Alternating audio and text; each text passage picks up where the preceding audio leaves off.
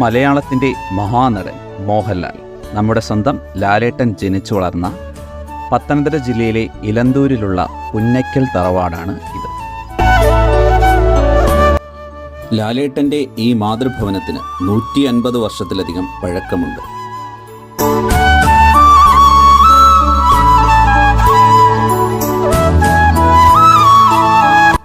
ആ മഹാനടൻ്റെ ബാല്യകാല വളർച്ചയ്ക്ക് സാക്ഷ്യം വഹിച്ച, ഏവരെയും ആദ്യ കാഴ്ചയിൽ തന്നെ ആകർഷിക്കുന്ന മനോഹരമായ ഒരു തറവാടാണ് ഇത്.